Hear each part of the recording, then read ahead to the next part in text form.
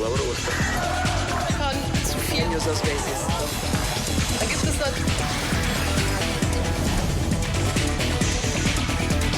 Zoom a la noticia con Andrea Bernal. Hola, ¿qué tal? Bienvenidos. Yo soy Andrea Bernal. Esto es Zoom a la noticia, nuestro lente enfocado hoy en Perú. Ante la denegación fáctica de la confianza y en respeto irrestricto de la Constitución Política del Perú, he decidido disolver constitucionalmente el Congreso y llamar a elecciones de congresistas de la República. Que ha anunciado una ilegal disolución del Congreso de la República, aún después de que se le otorgara la confianza solicitada, y estoy asumiendo temporalmente la presidencia de la República. La crisis política e institucional en Perú centra la atención de América Latina. El presidente Martín Vizcarra disolvió el Congreso apoyándose en la Constitución, luego de que aparentemente la Cámara negara por segunda vez en el actual periodo un voto de confianza a su gabinete. Acto seguido, el Congreso de mayoría opositora fujimorista suspendió de sus funciones a Vizcarra por incapacidad moral y a su vez designó a la vicepresidenta Mercedes Arauz como presidenta temporal de la Nación. Hoy Perú, en teoría, tiene 2 presidentes, pero las Fuerzas Armadas solo reconocen a Vizcarra como único jefe de Estado.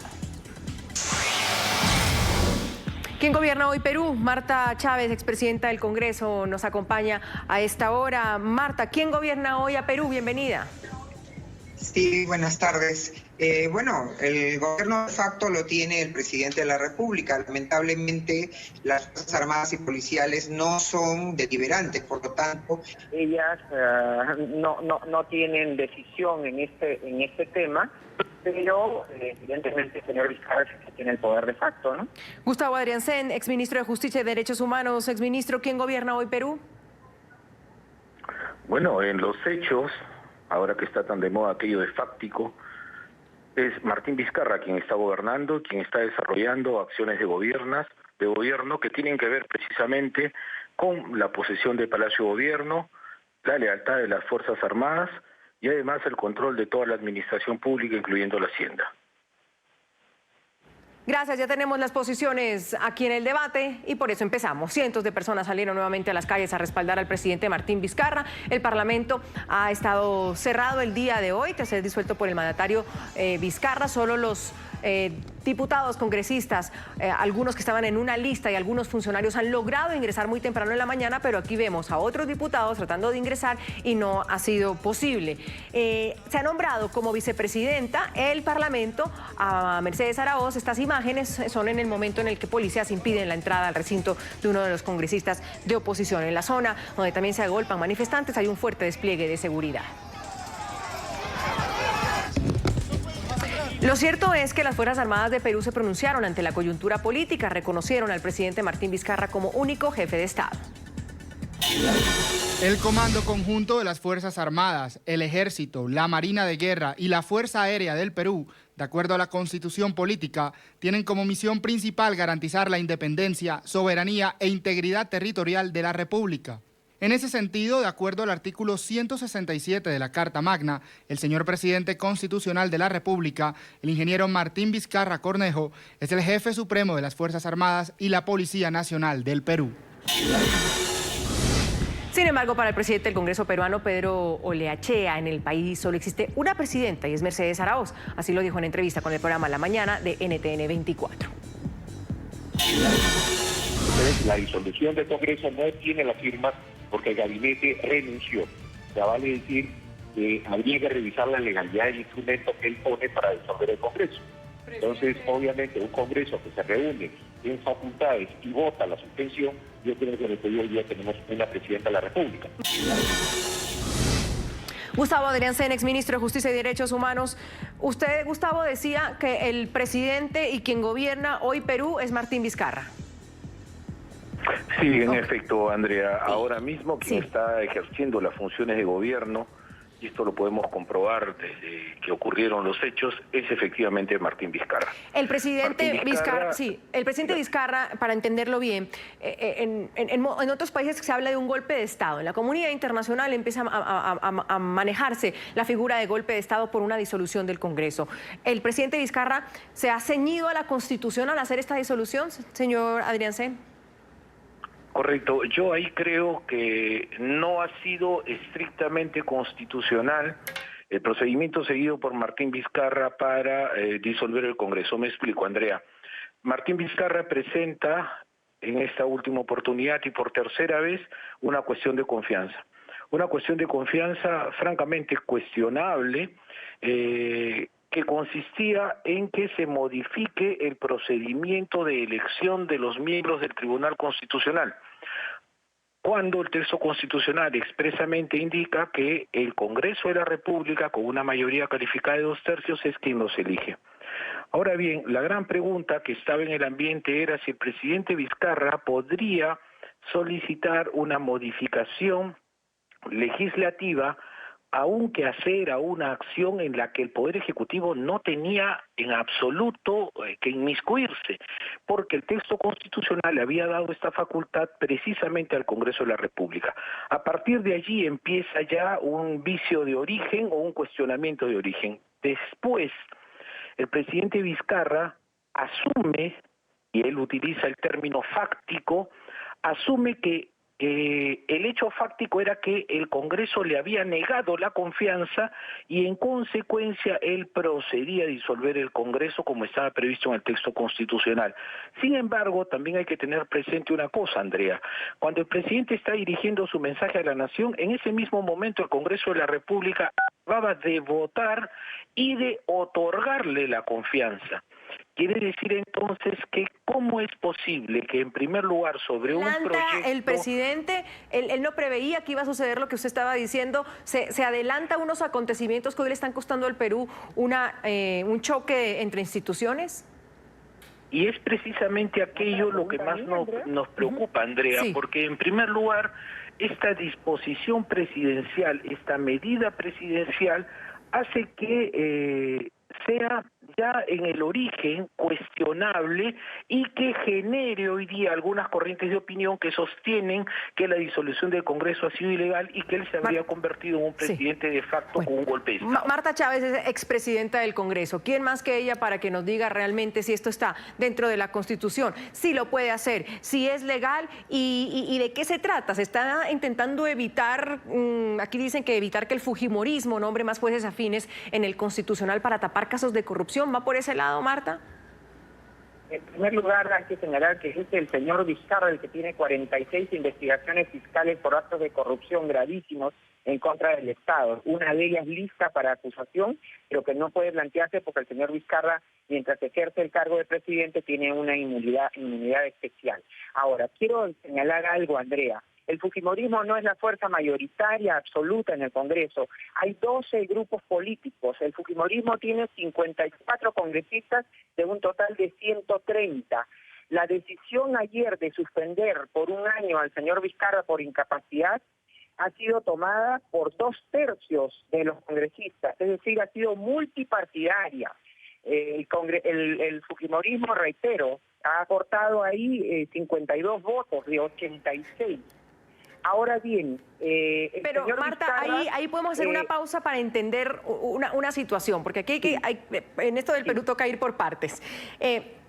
El presidente Vizcarra disuelve el Congreso y luego ese Congreso lo declara incapaz, pero sí puede hacer eso el Congreso cuando ya es disuelto. Hagamos una línea de tiempo, Andrea. Ok, hagámosla, listo. Hagamos una línea de tiempo para que quede muy claro.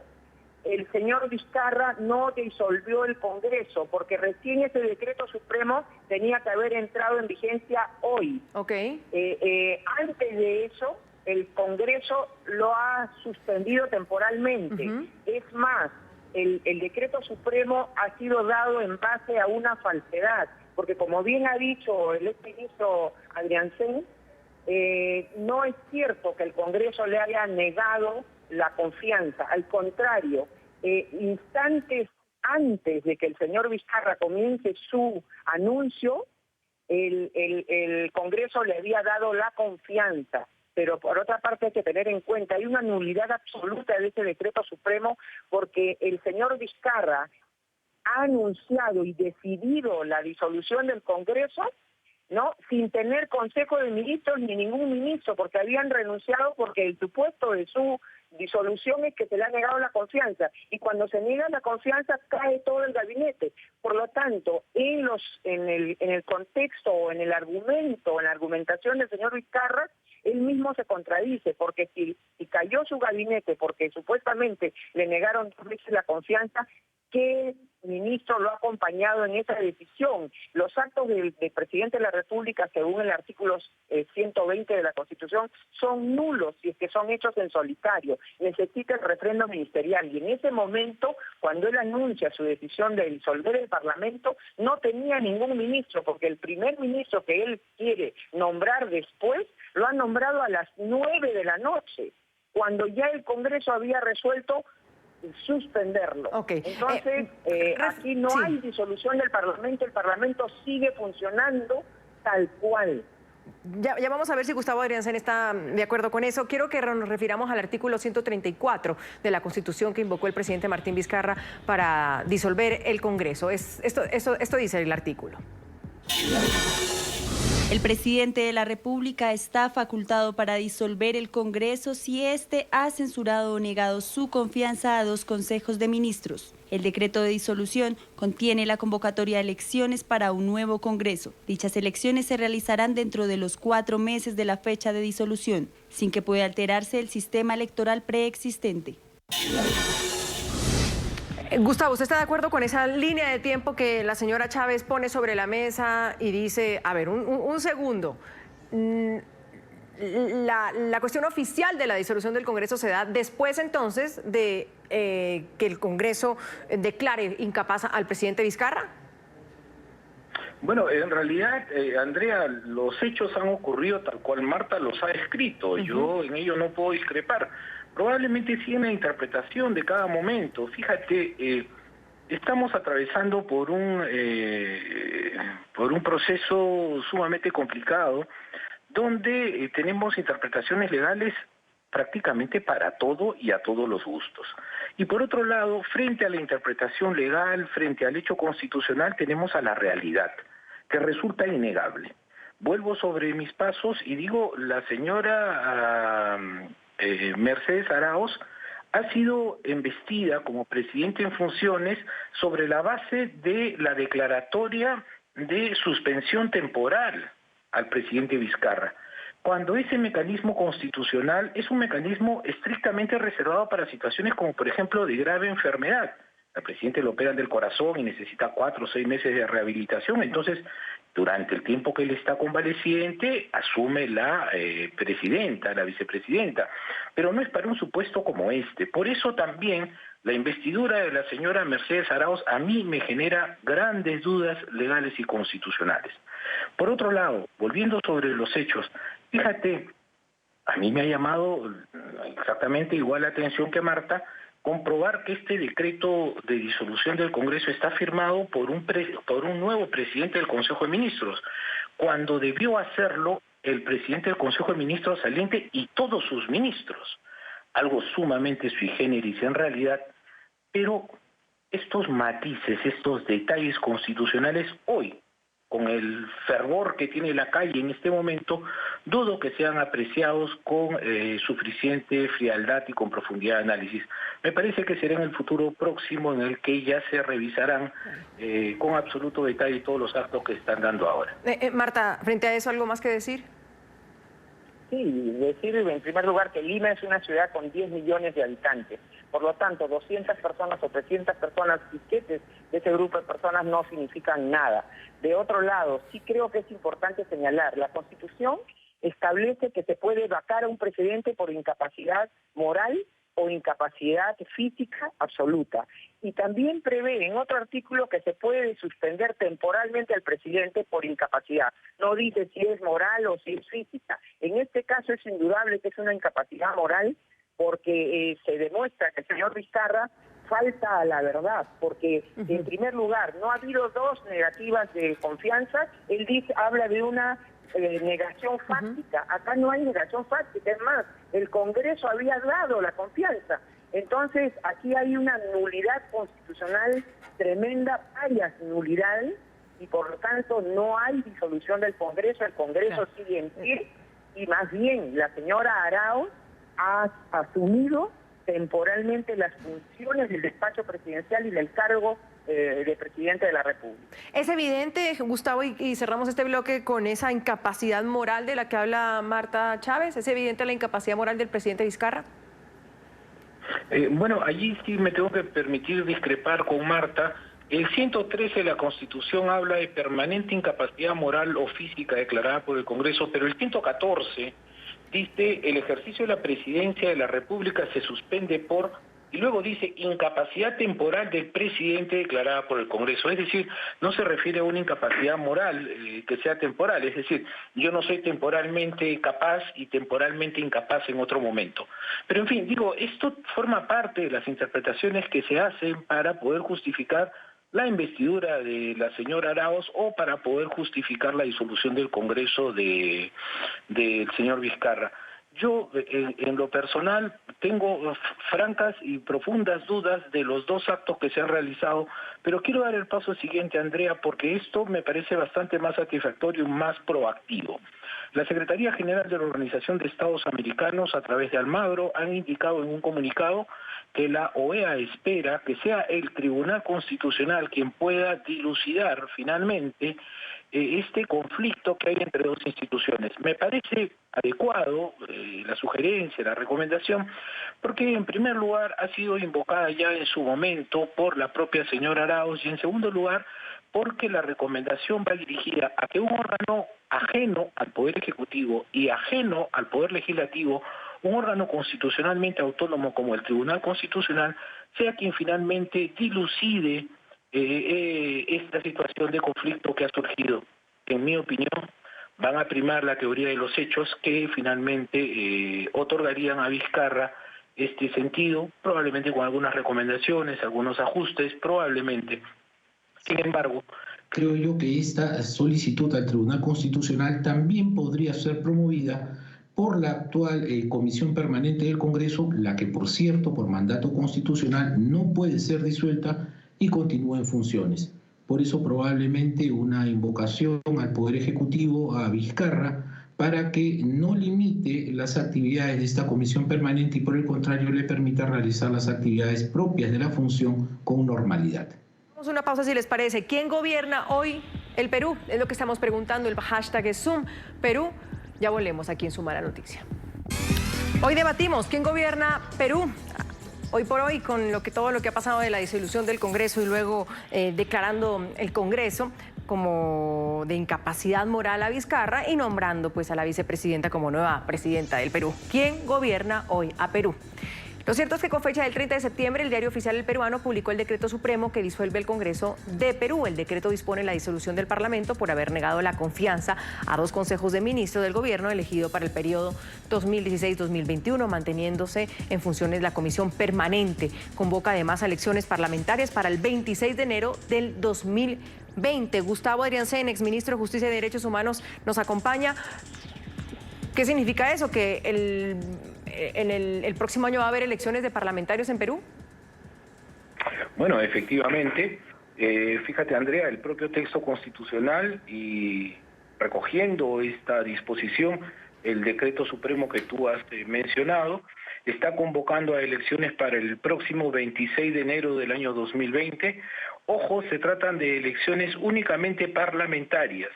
Y estas elecciones son exclusivamente para completar el periodo que estaba comprendido entre el año 2016 y 2021. Es decir, nos van a convocar a elecciones, presumo ya en los días siguientes se iniciarán las campañas y para el mes de enero ya tendremos renovado íntegramente a un Congreso de la República. El propio texto constitucional, Andrea, indica que si estas elecciones no se producen dentro del plazo de los 4 meses que indica la Constitución, este Congreso que ha sido disuelto se reúne de pleno derecho e inmediatamente destituye al gabinete ministerial del presidente Vizcarra. ¿Qué quiere decir esto? Que obligatoriamente, si Vizcarra quiere mantener a su gabinete de ministros, tendrá que llevar adelante las elecciones en este plazo de 4 meses, periodo en el cual naturalmente ya podremos contar con 130 congresistas y esta comisión permanente cederá paso, ¿no?, al nuevo Congreso. Sí, Marta Chávez, ¿qué tan columna vertebral o qué tan importante, no sé si es obvia la pregunta, pero qué tan importante y primordial es que las fuerzas militares y la policía se pronuncian a favor de Vizcarra? De todas maneras está circulando, no se ha logrado pues saber si esto es realidad o no, pero un comunicado también de unas partes de unos militares que no están de acuerdo con la decisión de los altos mandos militares. ¿Hay fracción en el ejército? Andrea, hay que distinguir dos planos muy claramente, el plano fáctico y el plano constitucional. Al señor Vizcarra sin duda lo acompaña el plano fáctico. Él está en poder, por ejemplo, del diario oficial del peruano. Ayer se eligió, antes de la pretendida disolución, se eligió a un miembro del Tribunal Constitucional en la mañana de ayer, un miembro del Tribunal Constitucional para reemplazar a uno de los 6 magistrados que ya venció su plazo en el 3 de junio de este año. Y entonces ese magistrado que ha sido elegido, la resolución legislativa ha sido enviada al diario oficial del peruano y no la han publicado. Mencionaba hace un momento, Gustavo, el tema importante del Tribunal Constitucional. Pues ese ha sido el detonante. Y la OEA, cuando se refiere al Tribunal Constitucional, y aquí esto lo tiene que resolver el Tribunal Constitucional, me parece que ha apuntado el foco fuera de donde debe. Porque el gran problema del señor Vizcarra es que él quería que la actual conformación del Tribunal Constitucional, que parece que le cae simpática, de los cuales han vencido 6 de sus 7 miembros el mandato hace ya casi 4 meses, continúe. Y el gran problema, el detonante para esta invención de que ha habido una denegatoria fáctica de la confianza, cosa que es falsa, porque el Congreso otorgó la confianza sobre el proyecto de ley precisamente que presentó ayer mismo el señor Vizcarra para un proceso de elección que ya tiene iniciado desde noviembre del año pasado, porque de acuerdo a ley, 6 meses antes de que venza el plazo de los magistrados del Tribunal Constitucional, se inicia el proceso de selección. Pues bien, a la hora nona, cuando ya estaba a punto de elegirse a los miembros del Tribunal Constitucional, como parece que del grupo de personas que han sido seleccionadas no le cae ninguna bien al señor Vizcarra, él ha planteado toda esta oposición y esta falsa negación fáctica de confianza. Entonces, el tema está ahí, no se va a poder resolver aparentemente por el Tribunal Constitucional, porque precisamente esa ha sido la imposición del señor Vizcarra, de no querer reconocer que solo el Congreso de la República tiene potestad, de acuerdo a una ley vigente desde hace muchos años, a los magistrados del Tribunal Constitucional. Entonces, esa es la madre del cordero, o por lo menos el detonante. Entonces, en ese plano constitucional, el señor Vizcarra está perdido y las Fuerzas Armadas no son deliberantes, por lo tanto, ellas no pueden tomar posición, o si toman posición, eso no tiene ningún valor constitucional. Pero es cierto que en el plano fáctico de los hechos, como sucede cuando hay un golpe de Estado, el señor Vizcarra tiene el diario oficial del peruano, tiene el cobro de impuestos, tiene a la Fuerza Armada, tiene a las instituciones públicas y se ha permitido introducir efectivos policiales violando la autonomía del Congreso de la República, que constitucionalmente dice que ningún efectivo de la policía ni la Fuerza Armada puede ingresar al recinto del Congreso si no ha sido autorizado por el presidente del propio Congreso. Entonces estamos en dos planos, Andrea, que hay que distinguirlos muy claramente, el fáctico y el constitucional. De acuerdo con eso, Gustavo, y entonces, ¿en dónde queda el nombramiento de Mercedes Zaragoza? Hay quienes hoy esta mañana decían que es una forma simbólica incluso, porque mientras los militares o las fuerzas militares, eso pasa mucho en nuestros países, apoyen, en este caso, a uno del presidente, estén cerca, o sigan apoyándolo como presidente constitucional, pues es el que sigue gobernando. Bueno, Andrea, en realidad nuestras Fuerzas Armadas no deberían apoyar a ningún presidente. Nuestras Fuerzas Armadas deberían someterse al mandato constitucional y ser celosas guardianas del Estado de Derecho. En consecuencia, estos pronunciamientos que se han dado desde el Comando Conjunto de las Fuerzas Armadas, Ejército, Marina, Fuerza Aérea y la Policía Nacional, a mí me preocupan de manera muy significativa, pues en esto coincido con Marta, nuestras Fuerzas Armadas no son deliberantes y no se pueden poner ni a favor ni en contra. Claro, Gustavo, pero y en un momento como estos, donde hay un quiebre democrático para muchos analistas y políticos, para otros no, sin duda, desde la óptica en que uno la mire, pero si hay un quiebre democrático, ¿no tienen las fuerzas militares una responsabilidad o una acción? Es que no deberían de tenerlo, Andrea. En mi opinión, las Fuerzas Armadas no están, ni la Policía Nacional, están para restablecer el orden cuando hay, no sé, algún tipo de disturbio, cosas así, pero no para interferir cuando hay un conflicto de naturaleza política.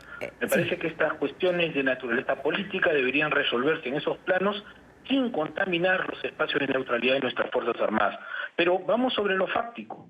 Lo fáctico dice que efectivamente le han jurado lealtad, lo han ratificado a Vizcarra y lo han reconocido como presidente constitucional y jefe supremo de estos cuerpos. Sin embargo, esto también, yendo a lo fáctico, demuestra que la investidura de la señora Arauz está solamente en una dimensión simbólica, porque no está en Palacio, no tiene banda, no tiene presidente del Consejo de Ministros, no tiene ministros, no tiene a las Fuerzas Armadas, no tiene la Hacienda Pública, no tiene la Administración Pública, no tiene al diario oficial. Entonces, la señora en realidad ha hecho un gesto político que es comprensible, porque el Congreso de la República tenía que reaccionar frente a lo que le ha hecho el Ejecutivo. Sin embargo, en términos prácticos y concretos, yo no veo de que ella realice ningún acto de gobierno y en consecuencia poco a poco me parece se va a ir extinguiendo esta investidura que ha recaído sobre ella. La comisión permanente seguirá ejerciendo funciones y a partir de ahí seguirá la relación tal cual establecen las normas, ¿no? Marta, el Perú no vivía esto desde 1992, en la época de Alberto Fujimori. Pero este es como un fantasma, esto de la disolución del Congreso termina siendo como un fantasma para la democracia peruana. ¿Qué significa? Que cada vez que un gobierno ha tenido al frente un parlamento pues opositor o abrumadoramente opositor, dice hoy unos diarios, ¿el hilo constitucional se termina quebrando de un lado o de otro? Yo creo que no es comparable la situación del 5 de abril del año 92. Era un momento en que el Perú combatía con el terrorismo de Sendero Luminoso y el MRTA, y un presidente que había recibido un país quebrado, sin un solo dólar de reserva, sin un solo turista que viniera, sin un solo dólar de inversión nacional extranjera, quebrado totalmente. Entonces, no son comparables las situaciones del 5 de abril del año 92, que los han dejado estabilidad, que recuperaron el futuro del país, que nos dejaron una constitución que ya es la tercera más duradera de toda la historia republicana peruana. Esa constitución que establece el principio de la protección. Lo que me quiere decir es que en ese momento sí era... lo que me quiere decir es que en ese momento sí se debía o sí se debió tomar esa medida de disolver el Congreso y hoy no. Andrea, era una situación límite, que no es la que existe hoy. Hoy el Perú tiene futuro, hoy el Perú tiene reservas, 70.000 millones de reservas, tiene inversiones extranjeras por miles de millones de dólares. No es el caso es que tenemos a un señor que se ha comprado una receta del chavismo, así comenzó Venezuela, lamentablemente la OEA también ha dejado que Venezuela llegue a la tragedia que vive hoy y no queremos que en el Perú suceda esa tragedia. Por lo tanto, esta solución se tiene que resolver, queremos por la vía constitucional pacífica. Entonces, pero se tiene que resolver. No podemos regresar a estos actos, a estas épocas oscurantistas donde había violencia, donde había pobreza, hiperinflación, hiperdevaluación, donde todos los peruanos querían irse del Perú. Esa no es la situación que queremos nosotros para nuestro futuro. Lo cierto es que usted bien lo ha dicho, hay reacciones también de la Organización de Estados Americanos, se pronunciaron sobre la crisis política en Perú. La Secretaría General de la OEA considera que compete al Tribunal Constitucional del Perú pronunciarse respecto a la legalidad y legitimidad de las decisiones institucionales adoptadas, así como sobre las diferencias que pudieran existir en la interpretación de la Constitución conforme a las acciones y planteos que realicen los actores políticos al mismo.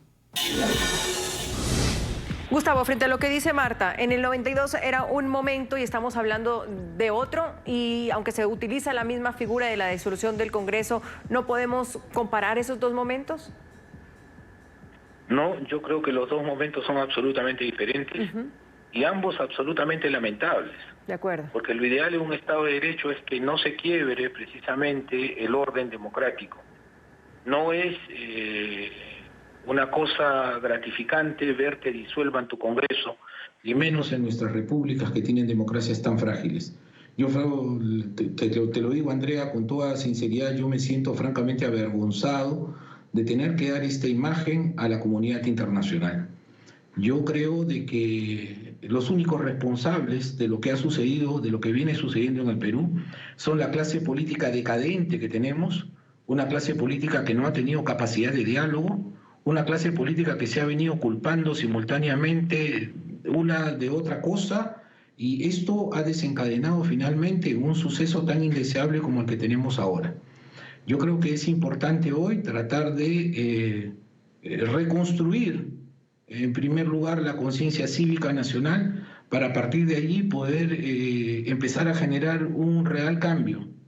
Yo creo que no hemos aprendido finalmente la lección. El fantasma del golpe de Estado está presente permanentemente en nuestra conciencia, y creo que en tanto nosotros no crezcamos, no desarrollemos cívicamente como ciudadanos, no vamos a poder encontrar un camino que sea auspicioso a partir del bicentenario que viene el año 2021. Otra pausa hacemos aquí en Suma la Noticia. ¿Quién gobierna hoy a Perú? Es lo que debatimos el día de hoy. Reacciones en Twitter cuando hacemos esta pregunta. Armando dice: Martín Vizcarra es el legítimo presidente. Y Edith comenta: Martín Vizcarra es el presidente. Ya volvemos. Hoy hablamos en Suma la Noticia de quién gobierna hoy a Perú tras o a raíz de la crisis institucional y democrática que vive el país en estos momentos. Para algunos, pues es Mercedes Araoz, que fue designada por el Congreso peruano como presidenta temporal. Sería la primera mandataria mujer del Perú, aunque también podría ser acusada por usurpación de funciones y condenada hasta 7 años de cárcel. Veamos parte de su perfil. Es una economista de 58 años que fue ministra del segundo gobierno de Alan García entre 2006 y 2011. Durante dicha gestión fue señalada como responsable política de la masacre de Bagua, que dejó decenas de muertos y cientos de heridos en las protestas contra inversiones en la región amazónica. En agosto de este año, la vicepresidenta anunció su renuncia a la bancada oficialista en señal de su distanciamiento con Martín Vizcarra. Proviene de una familia prominente que entre sus integrantes se encuentra el prócer de la independencia de Argentina y Perú, Francisco Araoz de la Madrid. Marta, ¿qué viene ahora para el Perú? ¿En qué quedan, según su perspectiva, esas elecciones, según el registro oficial, el decreto oficial, que serían en enero del 2020 para elegir a los parlamentarios? Sí, bueno, antes quiero hacer una acotación. Yo discrepo amigablemente de Gustavo. Yo no creo que haya clases políticas, menos aún decadentes en el Perú. Todos hacemos política, los que eligen y los que son elegidos. Por lo tanto, yo creo que esa distinción no cabe. Y lo que sí hay es un proyecto totalitario en marcha, respecto del cual lo hemos advertido, que ha sido puesto ya en claro sobre la mesa por el señor Vizcarra. El señor Vizcarra es presidente del Perú porque el Congreso que ahora él disuelve reconoció que ante la renuncia del señor Kuczynski le correspondía una sucesión constitucional tranquila y pacífica al señor Vizcarra. Con esa misma responsabilidad y apego a la Constitución es que hoy decimos, Andrea, que no hay disolución del Parlamento y la señora Araoz no podría ser jamás acusada de ninguna usurpación, porque ella ha recibido un encargo del Congreso de la República antes de que entre en vigencia ese decreto supremo, que jamás ha podido entrar en vigencia porque es nulo, porque el presidente de la República no puede realizar actos válidos en solitario, y se demuestra claramente que él ha tomado por sí y ante sí esa decisión de disolver el Congreso que afortunadamente no se ha materializado. ¿Qué nos corresponde? Apegarnos a la Constitución, tratar de cumplir y convencer a la comunidad internacional que aquí se está queriendo gestar otra Venezuela. Mirémonos en el espejo de Venezuela. Aquí el totalitarismo, la irresponsabilidad y la falta de capacidad para gobernar. El señor Vizcarra no es capaz de gobernar. En los 18 meses que está gobernando no ha resuelto ni la 10ª parte de los problemas que tiene el Perú. Y sin embargo se atreve a disolver el Parlamento ante el cual él juramentó. Él no puede, además, revocar el mandato congresal, por lo tanto el Congreso peruano debe y va a seguir funcionando, y yo espero que no hayan elecciones en enero del 2020 como pretende el señor Vizcarra y como ha señalado ya Gustavo, que solamente sería un gasto, porque sería para un Congreso de 1 año de funciones. Eso es una traición al país y eso tenemos que tratar de evitarlo. En el Perú debe haber recursos para combatir la anemia, la desnutrición infantil que han crecido en este gobierno, la deserción escolar, la violencia que nos afecta a todos. Y el señor Vizcarra no puede pretender ocultar su incapacidad como gobernante en estos actos totalitarios que además son inconstitucionales. Gustavo, eso por el lado del Ejecutivo. ¿Hay un mea culpa por el lado del Congreso también? El editorial de algunos periódicos, del diario El Comercio de hoy, que dice perdemos todo, dice que el Congreso ha sido en los últimos 3 años y poco más una exhibición diaria e ininterrumpida de desfachatez, prepotencia y obstruccionismo. Bueno, eso lo sin llegar a claro, tanto, un segundo, Marta, que estoy con Gustavo. Gustavo, adelante. ¿Un mea culpa del Congreso también? Mira, Andrea, yo creo que sin llegar a esos adjetivos, yo creo que el Congreso también ha puesto mucho de su parte para que la cosa llegue hasta este punto. Yo creo que ha sido partícipe también de este enfrentamiento de una manera muy activa. Esto último, por ejemplo, de los candidatos que presentaron para reemplazar a los 6 magistrados del Tribunal Constitucional, mira, salvo 2 honrosas excepciones, la mayoría de ellos estaban seriamente cuestionados con denuncias ante el Ministerio Público, ante la Fiscalía, y varios de ellos se habían descubierto comunicaciones con una organización criminal denominada aquí los Cuellos Blancos. Entonces, ese tipo de actitudes creo yo que también ahondaron en el encono que tenía el Poder Ejecutivo con ellos, y así recíprocamente, por lo que ha dicho Marta por un lado, por lo que yo brevemente he resumido ahora, vuelvo a insistir en lo mío. Las 2 partes han contribuido de manera muy significativa en el desarrollo de esta crisis. Y por eso, en mi opinión, ambas partes son responsables, una más que otras, ya a gusto de quien quiera, pero finalmente las 2 igualmente responsables. ¿Cuál es el futuro a corto plazo? ¿Qué viene ahora, Gustavo? ¿O qué debería venir? Pues mira, yo creo que ahora, salvo una decisión del Tribunal Constitucional inmediata en la que pueda definirse finalmente si Vizcarra ha disuelto correctamente el Congreso, si Mercedes Arauz está correctamente investida como presidente en funciones, salvo una decisión así, el cronograma ya está trazado.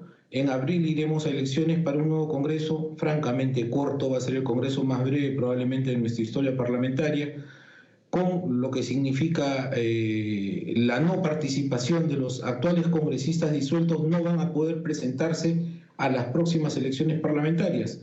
Pero ojo, y acá también tengo que llamar la atención, Andrea, las elecciones parlamentarias del 2021 sí podrán contar como candidatos a los que ahora están siendo disueltos. Y ojo, Vizcarra, entonces no vas a estar tú en el poder y ellos volverán al Congreso. Las cosas en política dan vueltas, Andrea, y cada uno tiene que hacerse responsable de los actos que realiza en el ejercicio del poder. Y vamos a ver, cuando el horizonte histórico sea un poco más lejano y podamos juzgar con objetividad, quién finalmente tuvo razón de todo lo que hoy día nos está ocurriendo. Marta me pedía la palabra para cerrar, Marta. Sí, gracias.